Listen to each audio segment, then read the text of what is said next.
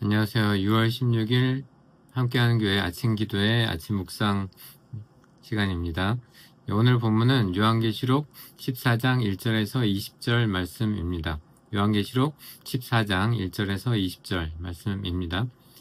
아직 읽지 않으신 분은 이 본문을 찾아서 2번 정도 읽으시고 이 영상으로 다시 와서 같이 살펴보면 좋겠습니다. 오늘 본문은 어제와 그제 12장과 13장에서는 용과 짐승 이야기가 나왔습니다. 이 용과 짐승은 어둠의 세력, 사단, 마귀 이런 세력들을 가리키는 것으로 볼 수 있겠는데요. 오늘 본문의 1절에는 어린 양이 등장합니다. 나는 어린 양이 시온산에 서 계시는 것을 보았습니다. 그리고 이 어린 양과 함께 14만 4천 명이 서 있었습니다. 이런 본문이 나와 있습니다. 신천지였던가요?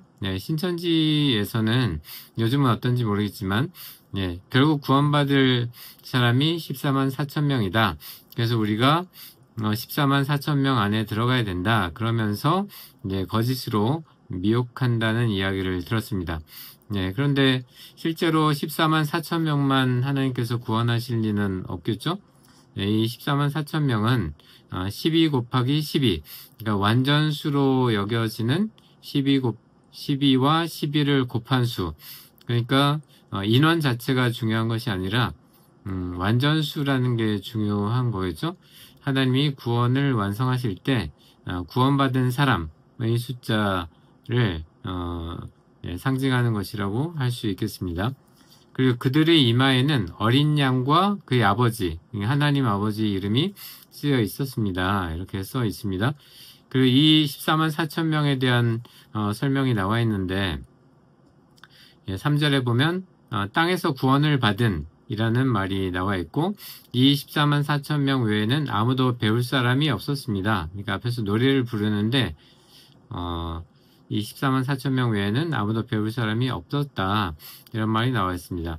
그러니까 이 14만 4천 명은 하나님을 믿고 예수 그리스도를 믿고 하나님 앞에서 그 뒤에 나오는 여러 가지 말씀들을 지켜내고 살아남은 사람들, 그리고 그 말씀대로 살아가기를 원하는 사람들로 볼 수 있겠습니다. 4절부터 이들이 어떤 삶을 살아왔는지 보여주고 있는데 여자들과 더불어 자신을 더럽히지 않고 순결을 지킨 사람들, 두 번째는 어디로 가든지 어린 양을 따라가는 사람들, 그리고 이어지는 본문에 하나님과 어린 양에게 첫 열매로 바쳐진 사람들, 그리고 이어서 5절에 거짓말을 하지 않고 흠이 없는 자들이라고 소개하고 있습니다. 그러니까 이 요한계시록에 나와 있는 결국 멸망의 때에 구원을 받을 자들은 자신을 더럽히지 않고 순결을 지킨 사람들이어야 하고, 또 하나님이 예수님이 어디로 가든지 따라가는 자들, 그러니까 하나님이 원하시는 대로 예수 그리스도께서 원하시는 대로 그대로 따라가는 사람들, 그리고 거짓말을 하지 않고 흠이 없는 자들이어야 한다는 것입니다. 그러나 우리가 이미 알고 있는 것처럼 우리 중에 완전히 순결을 지키는 사람도 없고, 또 예수님이 살아가라고 명령하신 대로 사는 사람도 사실 없고, 거짓말을 하지 않고 흠이 없는 사람들도 사실은 없죠.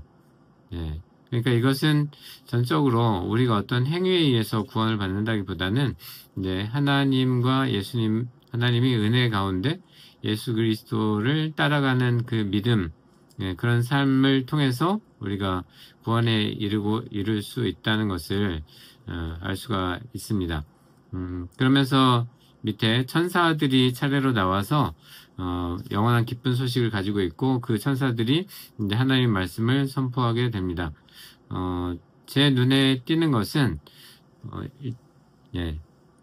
밑에 보면 12절에 하나님의 계명을 지키며 예수님을 충실히 믿는 성도들은 이런 때 인내가 필요하다, 이런 말씀이 있습니다.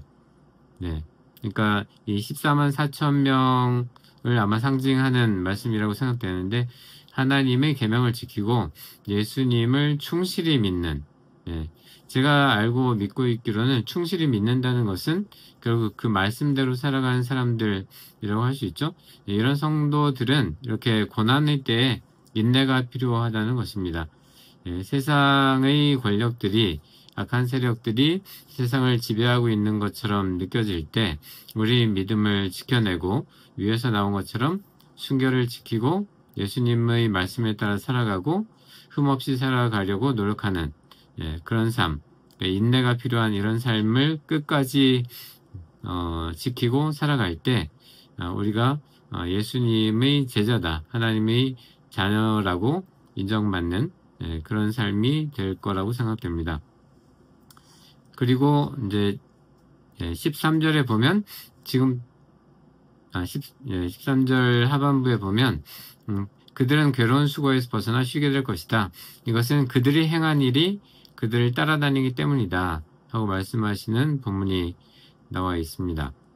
그래서 우리가 괴로운 수고에서 벗어나 쉬게 된다는 것이 우리가 행하는 일이 그들을 따라다니기 때문에, 그러니까 우리가 행한 일이 우리를 따라다니는데 우리가 인내로 그 괴로운 수고를 버텨내면, 견뎌내면 결국 구원의 때에 쉬게 될 것이다.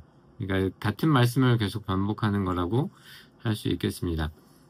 혹시 우리가 믿음으로 인해서 세상으로부터 고난을 당하고 있다면, 우리가 의롭게 행함으로 인해서 세상에서 어떤 탄압을 받거나 괴로운 상태가 있다면 이 말씀을 붙잡고 순결함을 지키고 또 예수님이 명령하신 바대로 살아가고 또 거짓 없이 흠없이 살아가기 위해서 노력해야 하겠습니다. 오늘 이 말씀을 붙잡고 하나님께서 또 예수님께서 말씀하신 대로 선한 삶을 살아가기 위해서 노력하는 우리 모두가 되었으면 좋겠습니다.